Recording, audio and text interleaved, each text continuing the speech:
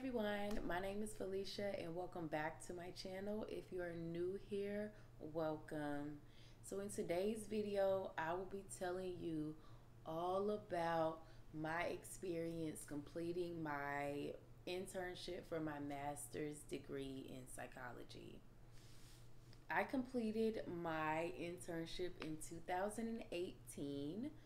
I had to complete 600 hours in order to graduate. I did my internship on an inpatient unit while I was also active duty at the time. So I was literally working about 7 days a week, at minimum 15-hour days. Ooh, goodness. But I will say that I thoroughly enjoyed every single moment of it. Now, going back to when I was trying to find a site, my position was a little bit unique because I was active duty, as I said at the time, but I was working Panama shifts, which means I was working 12-hour shifts and they varied each week. So I could not do a traditional internship site, so I kept that in mind.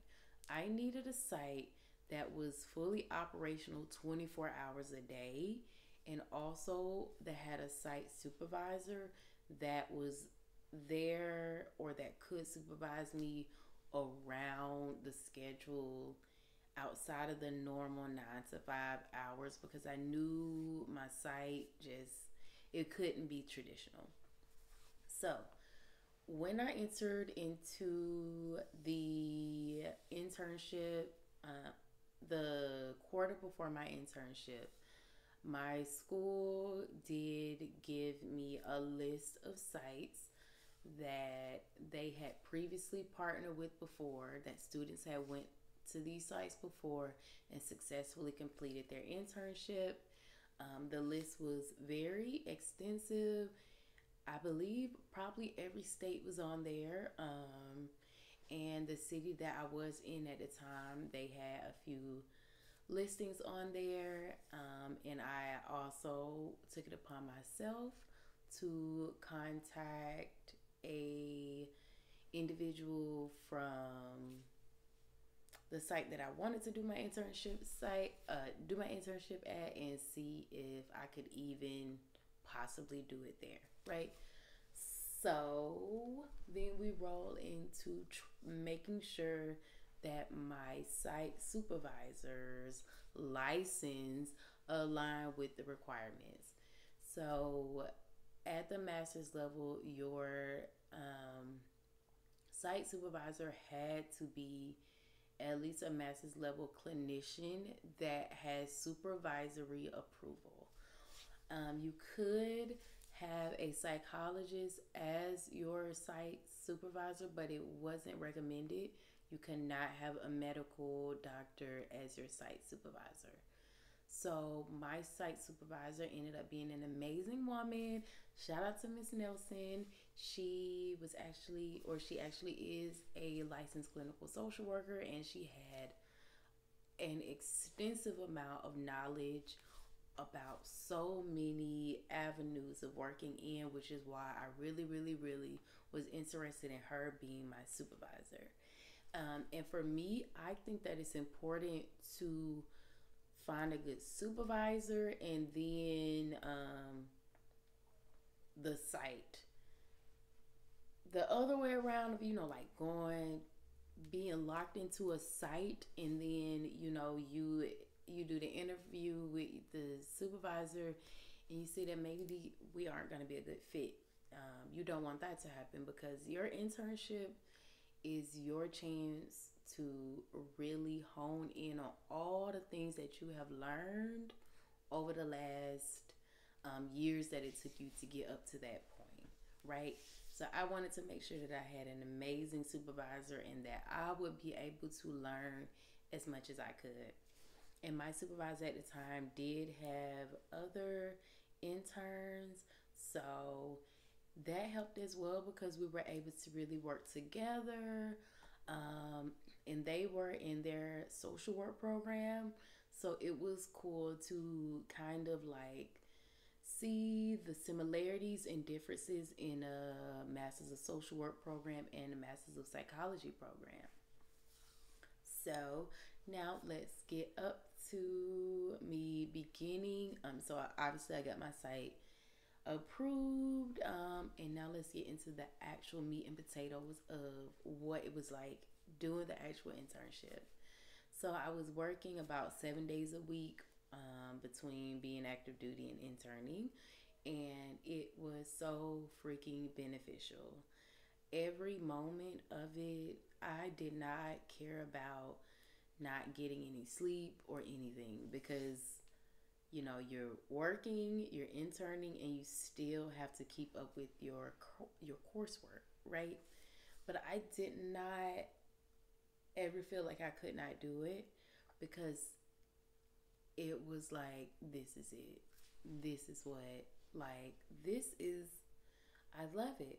So each morning that I went in, you would get your patients for the day.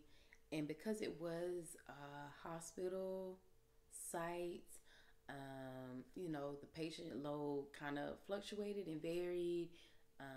And you could really, like, have a patient for 2 weeks, and then they get better to be able to step down into their next level of care.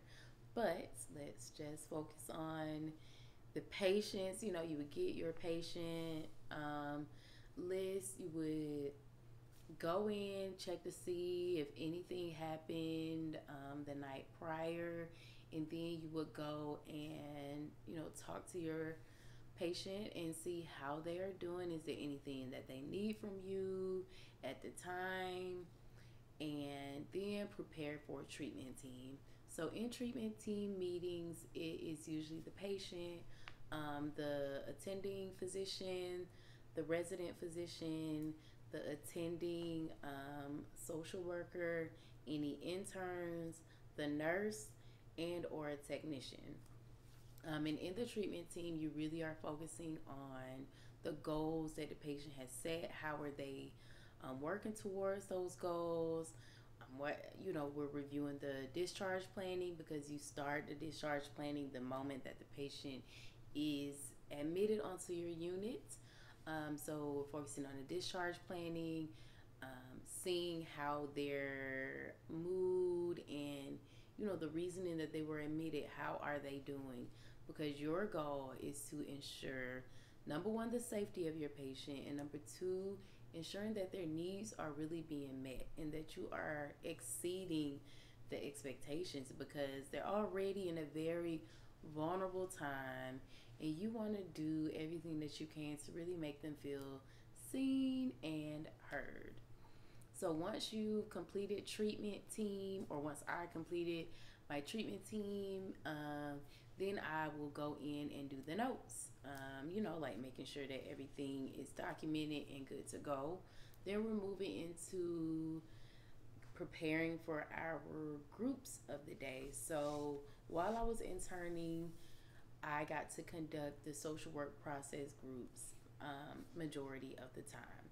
And in those process groups is really a time where you are able to really see and operate a group setting. And in your program, you definitely took a class, or more than likely there is a class about operating and managing groups the best that you can. So it is really interesting and cool to like see the coursework like come to life, and you're able to use the skills, and you're able to better yourself each week by paying attention to the feedback that you get from the patients. And also, of course, your site supervisor is constantly critiquing you and helping you to become a better clinician down the line. So after my groups, I would go in and complete all the notes if I had to do any notes, or if I was partnering with one of the other interns and they did the note, they presented, then I would do the notes. So that was a cool thing too about when it was more than just one intern. you're able to kind of split up the work, which is very, very, very nice.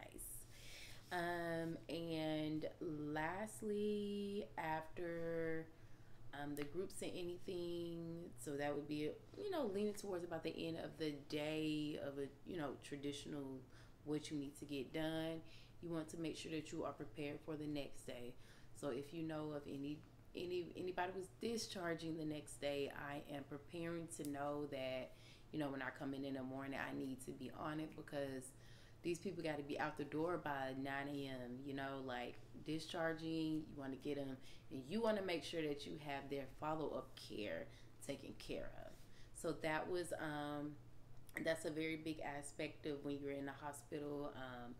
In this type of clinical role, you definitely do a lot of the planning of care for the client or the patient afterwards, and that was very, very fun. Lastly, I definitely enjoyed the one-on-one supervising, being able to go from, the first hour of interning feeling like I have no idea if I'm going to be a good clinician. I have no idea really what I'm doing to, once you hit that 600th hour, being like, I am empowered. I'm able to look at my log and see that I have done these hours, and I'm able to see where I spend my hours, and I'm able to like take the feedback from patients and the staff and everything and really develop myself even more. Like I'm able to see that growth has happened, and that's a beautiful thing. So yes, I thoroughly enjoy interning. Even the nights that I was crying because I'm like, Lord, I just got in bed and it's 2 a.m. and I got to be up at 5 a.m. so that I can be out the door. Oh no. But you know what I'm saying? You just have to remember that this won't last forever. Embrace the suck and get it done. And always, always, always remember that your client or your patient is your top priority. So, thank you again so much for tuning in. I hope to see you in the next video. If you found this helpful, thumbs up. If you have anything you want to, let me know. Are you going to an internship soon? Are you starting your internship soon? How was your internship? Let me know down in the comment section, and I will see you all in the next video. Thank you so much. Until next time. Bye.